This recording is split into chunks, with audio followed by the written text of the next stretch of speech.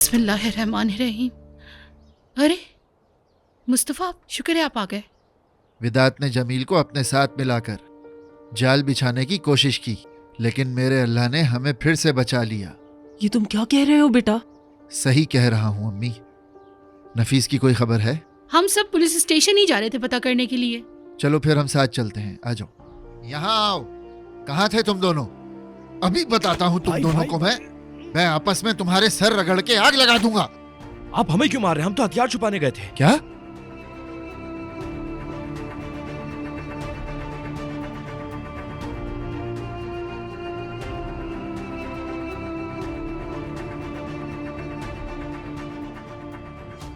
आ जाओ, बताओ मुझे, अच्छी खबर लाई हो ना?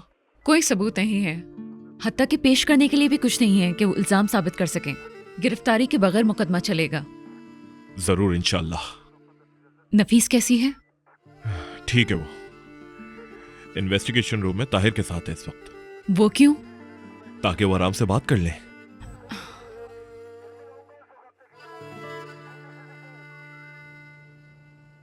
उसने जो हमारे साथ किया, मैं तुमसे वादा करता हूं, मैं उस कमीने से एक एक मिनट का हिसाब लूंगा नफीस।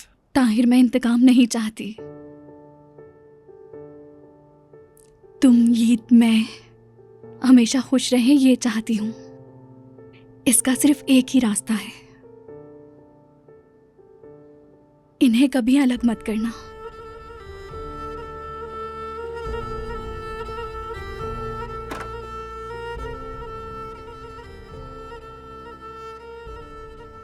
चलो पार्टनर, बहुत ज्यादा टाइम हो गया, इससे पहले कोई मसला हो जाए। चलो चले।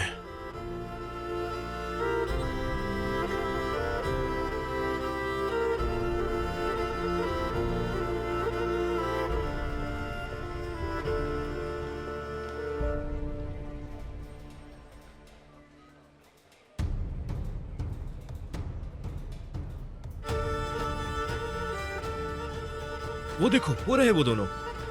नफीस, यहाँ देखो, हम लोग यहाँ पर हैं। तुम बच्चे की बिल्कुल फिक्र मत करना, मैं उसका ख्याल रख लूंगी। सानिया साहिबा ने भी तुम्हें सलाम कहा है। नफीस बहन, हम तुम्हारे साथ हैं। हम यहाँ हैं भाभी, आपके साथ हैं। बिल्कुल भी परेशान मत होइएगा आप, बस अपना ख्याल रखें भाभी। अली, नफीस बहन तुम्हारे सुपुर्द है, समझ गए? अगर उसको कोई परेशानी हुई तो मैं तुम्हें परेशान कर दूंगा। तुम डरना नहीं नफीस, बिल्कुल मत डरना। वो तुम्हारा कुछ नहीं बिगाड़ सकता। हम सब तुम्हारे साथ हैं, हम सब यही हैं, बिल्कुल परेशान मत होना।